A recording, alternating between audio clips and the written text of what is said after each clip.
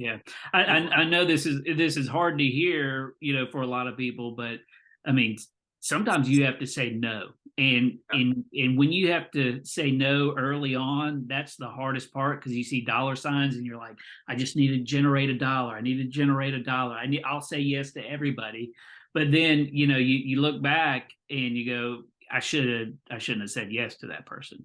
Yeah. So having the ability and I guess the tools and the information in front of you to be able to say no is a very valuable thing because it can Yeah. cost you more to say yes.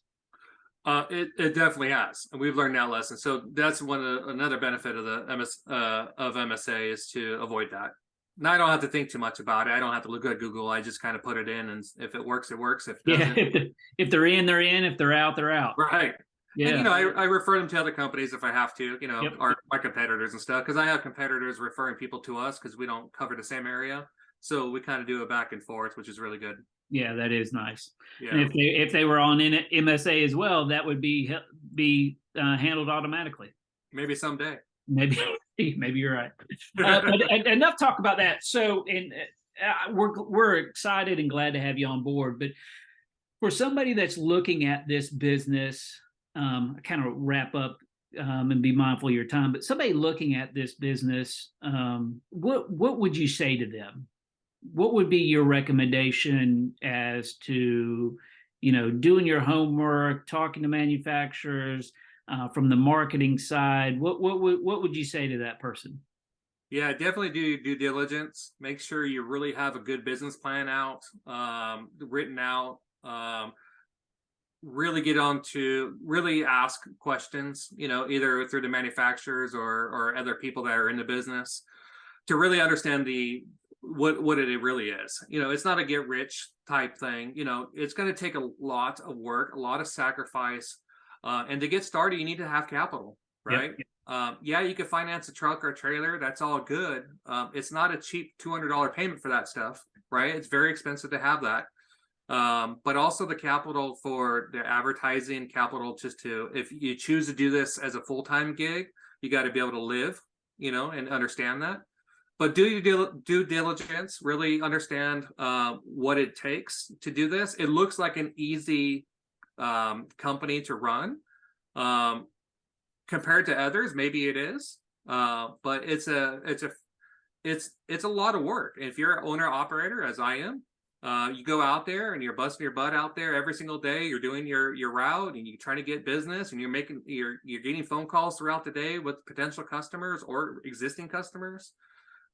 It just takes a lot, so you got to be 100% into it and committed to do it. Otherwise, it's just not going to work. Yeah. This is not a part-time gig. You can make it part-time for a little while, but once you start getting busier, it's going to be a full-time gig. So you got to be prepared to transition yourself into that full-time role if you start as a part-time. But definitely talk to those manufacturers. I think they're all solid manufacturers. I think they make great vehicles.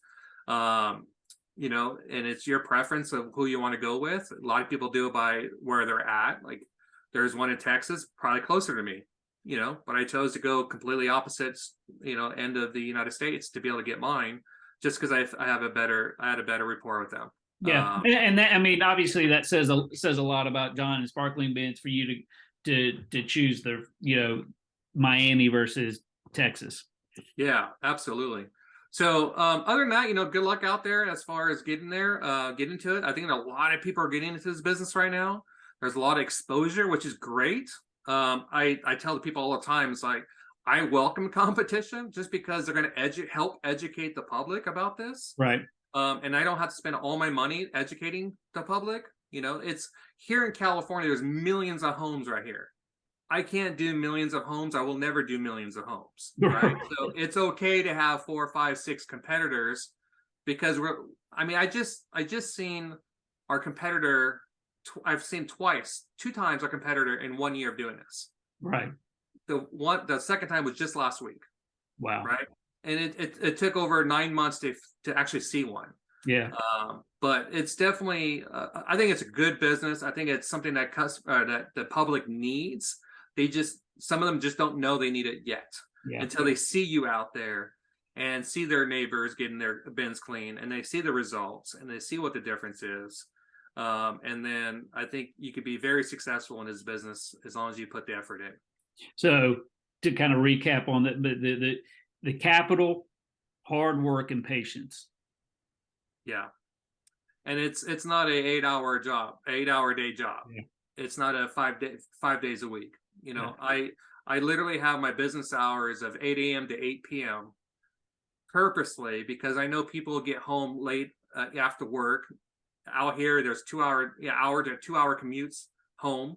I want them to be able to call me at 8 o'clock at night to see what our business is like, because they don't have any other time to do it. Yep. So my phones are always on 8 a.m. to 8 p.m.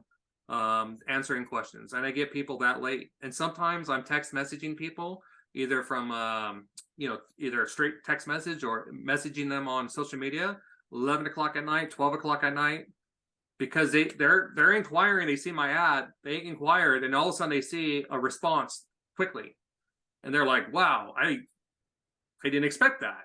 Yeah, right. You know, customer service. Here, that's what I do. You know, that's what I do. We have to, you know, for me, I have to be able to do that for my potential customers and my current customers. Yeah. We're answering phone calls at 6 o'clock in the morning, answering text messages at 6 o'clock in the morning.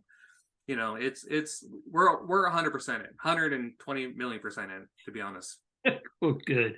Well, Alan, I can't thank you enough for taking the time to talk with me tonight.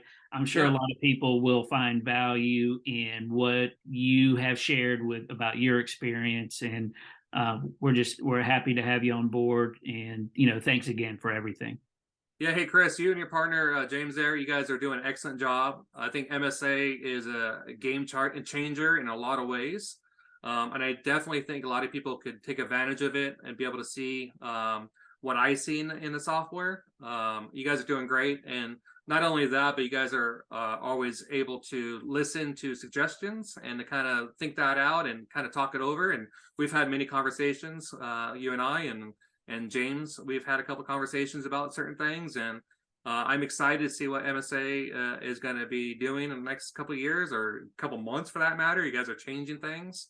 Well, hopefully after your and James' conversation, what you guys talked about, I think that's next on our, I think that got moved up the to-do list. He's finishing up one thing, but I think what you guys talked about is probably our next big piece. So stay tuned for that. Right. What that's going to be all about. That's a teaser. No, you guys are doing a great job. I think alone the way it sits today, it's an asset to any company. To be able to use the software for all the benefits it has and the features it has. And then you guys are obviously going to make it even better as it goes. So congratulations on such a great idea and implementing it and getting it out there. I know it's been going on for a couple of years, kind of on the sidelines here, but you're just now getting it out there a little bit more. So anything I could do to help, I'm here for you, man. You did enough, and we appreciate it. Thanks, Alan. You have a great Thanksgiving holiday, and thank you. All right. You as well. Thank you. Right, appreciate it. care. All right. Bye-bye. Bye-bye.